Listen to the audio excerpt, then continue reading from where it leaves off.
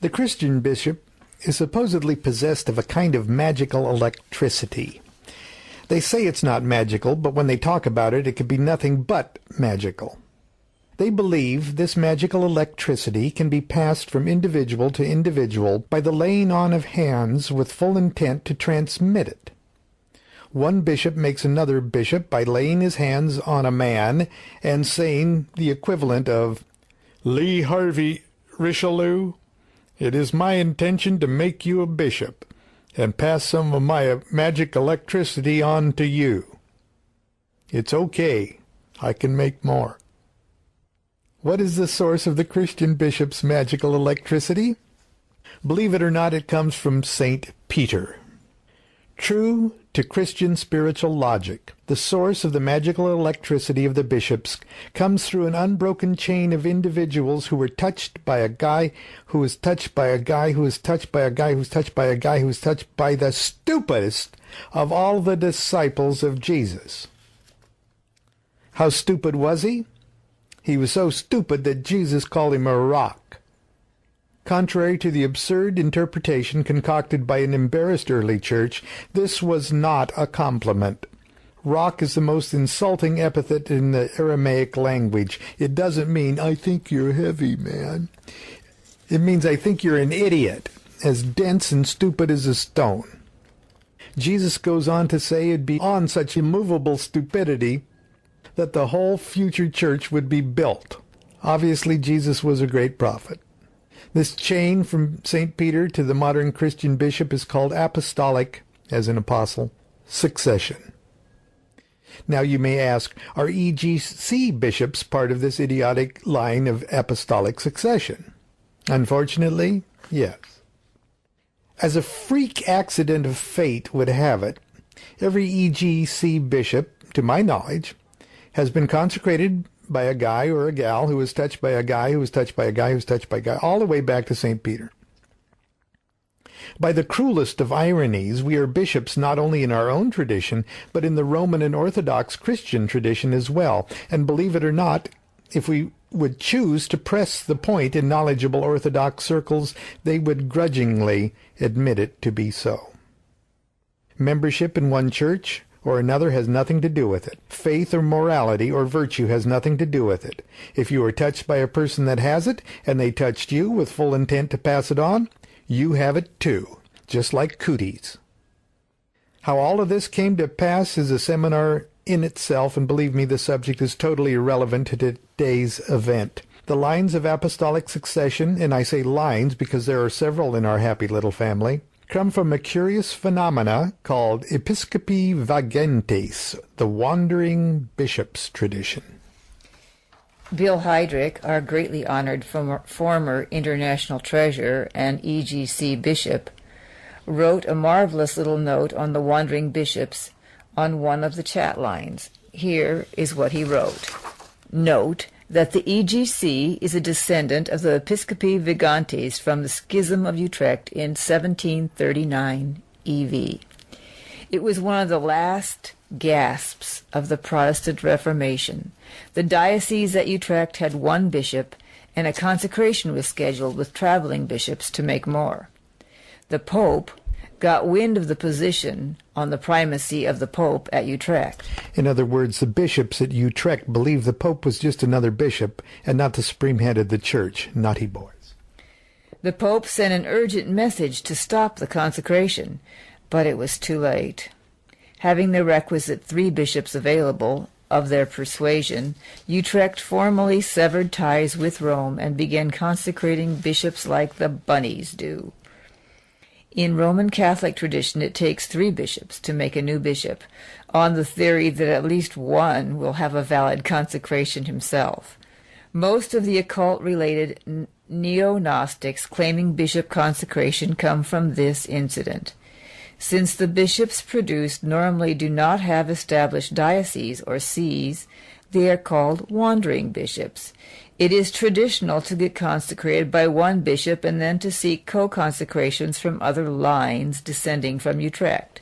Although most individual bishops of this type are solitary, some rather large churches and sects do come from this, Dutch Old Catholic being the largest. I suppose after that, the O.T.O. EGC would be the next largest, but I don't know. Of course, in O.T.O., the EGC no longer is Christian, while Dutch Old Catholic and most of the others are very much Christian.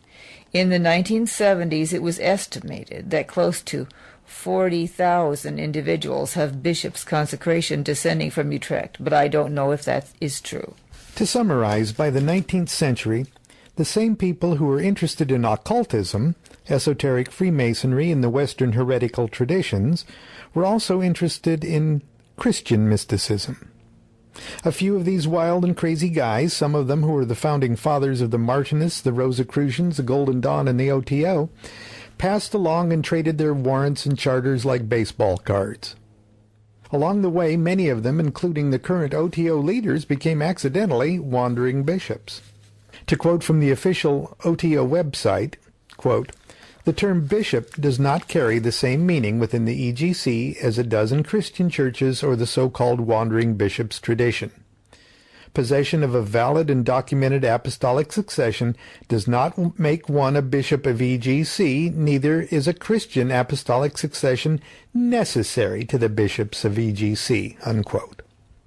It's a queer and ironic accident, a coincidence which is not indicative in any way to the source of our spiritual authority. That the hierarchy of the church within a church can trace our lineage to the same shameful roots from which spring the monstrous institutions of Osiric Christendom. It's nevertheless true. But where does our real power and authority come from? It certainly doesn't come through Peter the Idiot, through Enkaus, through Royce, through Crowley, through Grady, through me. It comes from the sovereign sanctuary of the Gnosis of the O.T.O. It comes from the Holy Grail itself. It comes from the secret of the 9th degree. And that's what the O.T.O. is about. That's what the Mass is about. That's what each degree of the O.T.O. progressively prepares us to comprehend and master. Crowley tells us this from the very beginning. We're encouraged to study the intimations to the Constitution. The EGC is not even mentioned. But the sovereign sanctuary of the Gnosis sure is, and so are the duties and responsibilities of governing bodies and all the checks and balances of all the degrees beneath it. In the days of Hymenaeus Alpha, there weren't enough O.T.O. members in the various degrees to activate hardly any constitutional measures. He did have the 9th degree from Crowley, and that was enough for him to take a chance and boldly pass battlefield 9ths to a few of us in hopes that some of us would start lodges, celebrate masses, and generally sacrifice our O.T.O. youth and adolescence to plant the seeds that would eventually blossom as Crowley's dream of the O.T.O. Things were done of necessity that would be unthinkable today. Minervals and first-degree members with hardly a clue as to what the 9th degree was really about were ordained priests and priestesses and thrown into the crucible of the Mass to see if they could survive.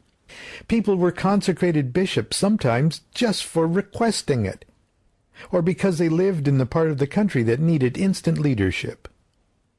The vast majority of these early martyrs are now gone.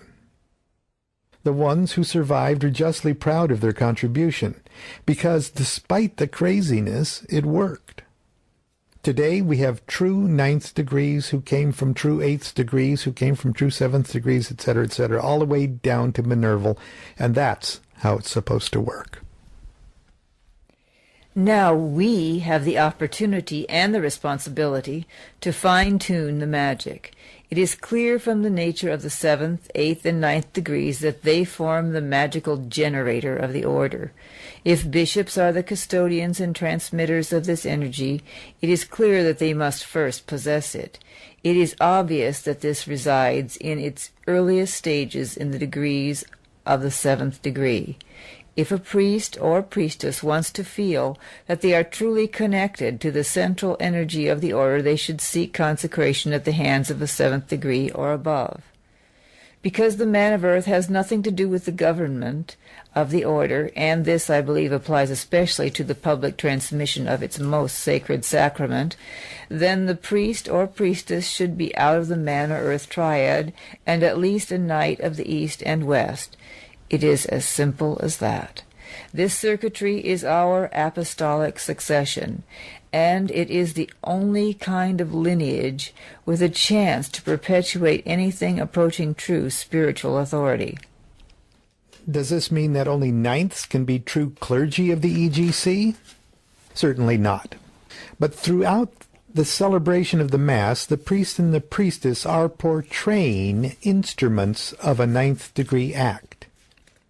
It's like the old Star Trek when Dr. McCoy put on that hat that made him real smart for a little while, so he could put Spock's brain back. Only in our example, if we keep putting on the hat, eventually we'll stay smart. But even in the meantime, if we celebrate the Mass as outlined in Liber 15, the Mass itself will make us look smart to the congregation, who have come to be programmed by the audio-visual pageantry of the ceremony. You might ask, if only 9th degrees are supposed to possess the knowledge and bishops are 7th degrees, then how is a bishop supposed to pass the information on to the priest and priestess? To answer that, we must look at the intimation. It says, the 9th degree, the sanctuary of the gnosis, is synthetic, unquote. This, of course, doesn't mean that it's phony. It means that it's something that's made up of 2 or more other things, like degrees or triads of degrees. Quoting again the intimation. The prime duty of its members is to study and practice the theurgy and thaumaturgy of the grade, unquote. Here is the magical powerhouse at the very heart of the hierarchical dynamo. It's a fusion generator activated and sustained by individuals performing the magic. The primary job of a 9th degree initiate is to work the 9th degree, and that can be executed through infinite avenues besides the one that is overtly sexual. Quoting again the intimation, but in addition, they, the 9th degree initiates, must be prepared to act as direct representatives of the Supreme and Most Holy King, radiating his light upon the whole world. Yet, from the nature of their initiation, they must veil their glory in a cloud of darkness. They move unseen and unrecognized among the youngest of us, subtly and loftily leading us into the holy and ineffable mysteries of the true light, unquote. And here's the answer to our question. Bishop-type duties are just not in the 9th degree job description. Granted, there are 9th degrees who are bishops, but when they function as a bishop, they wear their 7th degree hat. Or more accurately, a cap from one of the subcategories of the 7th degree. Why the 7th degree? Let's take a peek at the job description of a 7th degree. We'll start with Prince of the Royal Secret, prelude to the 7th. Quoting again the intimation. The next grade is that of Prince of the Royal Secret. Every member of this degree is devoted to the propagation of the law in a very special manner. For this grade is the first in which the beginning of the innermost secret is declared openly, unquote. And there you have it. Not only is it openly declared, but all the circuitry that will handle what is to come has been installed and fine-tuned in the Minerval through Prince of the Royal Secret program. The key is now in the hand of the initiate, pun intended. Essentially, the initiate has arrived. What will follow in the 8th and 9th degrees are just increasingly powerful variation of the use of that key. And what are the outer duties of the 7th? According to the intimation, the 7th degree is, in military language, the great general staff of the army of the 6th degree. From its members, the Supreme and Holy King appoints a Supreme Grand Council. This council is charged with the government of the whole of the second triad, or lovers, unquote. The lovers' triad, we remember, is where priests and priestesses play. Again from the intimation, all members of the seventh degree travel as sovereign grand inspectors general of the order, and report, on their own initiative, to the Supreme and Most Holy King, as to the condition of all lodges and chapters, to the Supreme Council on all affairs of the second triad, and to the Electoral College on those of the third. What then does an EGC bishop endow the priest or priestess at their ordination? The answer is simple. At their ordination, the bishop endows the priest and priestess with a magical electricity to celebrate under his or her supervision, and in the name of the O.T.O, the sacrament of the Church in the form of Liber 15.